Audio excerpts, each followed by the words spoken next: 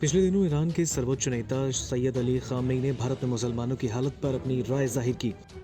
उन्होंने उन देशों का जिक्र किया जहां मुसलमानों पर जुल्म हो रहा है और इसी कड़ी में उन्होंने भारत का नाम भी लिया।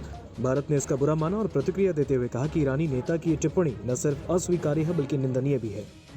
भारत और ईरान के आपसी संबंध काफी पुराने और दिलचस्प रहे हैं। दोनों के रिश्तों के अक्सर दो सभ्यताओं का रिश्ता कहा जाता है। आइए जानते हैं कि ऐतिहासिक तौर पर ये रिश्ते किन उतार चढ़ावों से गुजरे। 1971 की भारत पाकिस्तान युद्ध के दौरान ईरान के शाह को पाकिस्तान के टूटने की चिंता सताती रही, जिसके पीछे दो मकसद थे। एक तो पाकिस्तान के प्रांत बलूचिस्तान की सीमा ईरान से मिलती है और दूसरे कि उन्हें डर था कि उस समय के घटनाक्रम को देखते हुए सोवियत संघ को इलाकों में हस्तक्षेप करने का मौका न मिल जाए।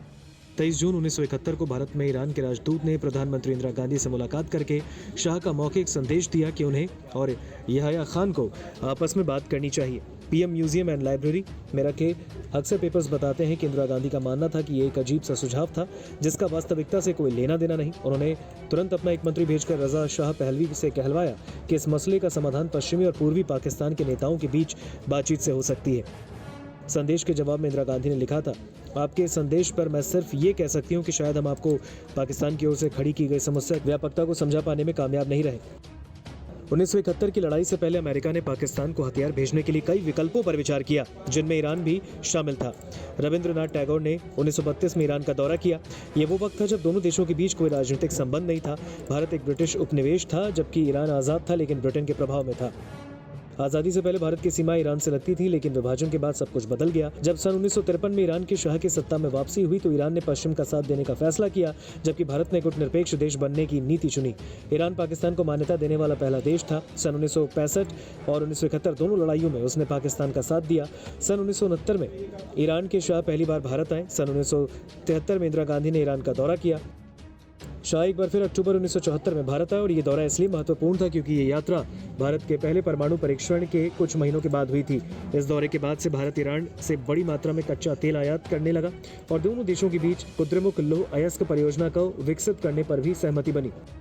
सन 1979 की इस्लामी क्रांति से ईरान के अंदरूनी और बाहरी हालात बदले, लेकिन कश्मीर पर ईरान के रुख और अमेरिका और इजराइल से भारत की बढ़ती नज़दीकी के बावजूद ईरान के नए नेतृत्व की भारत के साथ संबंध बेहतर करने में दिलचस्पी बनी रही। 1980 और 1990 के दशक में ईरान भारत के कच्चे तेल की जरूरत पूरा करने वाला महत्वपूर्ण देश बन गया।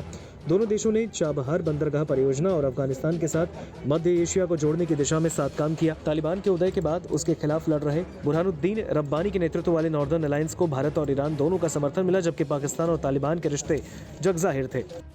2003 में राष्ट्रपति मोहम्मद खातमी की भारत यात्रा के दौरान भारत और ईरान के बीच दिल्ली घोषणा पर दस्तखत हुए, जिसके अंतर्गत क्षेत्रीय सुरक्षा, आतंकवाद का विरोध और आपसी व्यापार बढ़ाने पर खासा जोर दिया गया। पाकिस्तान को बाईपास कर अफगानिस्तान पहुंचने के लिए चाबहार बंदरगाह का विकास भारत ईरान संबंधों का मुख्य बिंदु बना। इन संबंधों को उस वक्त चुनौतियों का सामना करना पड़ा जब अमेरिका ने ईरान पर प्रतिबंध लगा दिए और इन प्रतिबंधों को प्रभावी बनाने के लिए कई देशों पर दबाव डाला कि वे ईरानी तेल न खरीदें। इन देशों में भारत भी शामिल था।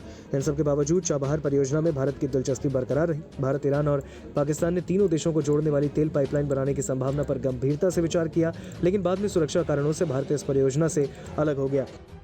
भारत ने 2009 में अंतर्राष्ट्रीय परमाणु ऊर्जा एजेंसी के मंच पर ईरान के परमाणु कार्यक्रम के खिलाफ वोट किया, जिसकी वजह से दोनों देशों के संबंधों के बीच खासा तनाव आ गया। लेकिन उसके बाद 2013 में मनमोहन सिंह, 2016 में नरेंद्र मोदी ईरान की यात्रा पर गए। इसके अलावा भारत के इजराइल और सऊदी अरब से गहराते संबंधों का असर ईरान के साथ रिश्तों पर पड़ना स्वाभाविक था। हालांकि ईरान से व्यापारिक और ऊर्जा संबंधों के जरिए इन मतभेदों को पाटने की कोशिशें जरूर हुई, लेकिन दोनों देशों के राजनीतिक मतभेद बरकरार रहे।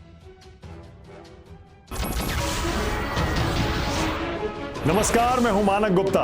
अगर आपको हमारा ये वीडियो पसंद आया हो तो इसे लाइक और शेयर जरूर करें और हां, हमें सब्सक्राइब और फॉलो करना ना भूलें ताकि आप देश और दुनिया की कोई खबर मिस ना करें। तो जुड़े रहिए हमारे साथ और देखते रहिए न्यूज़ 24।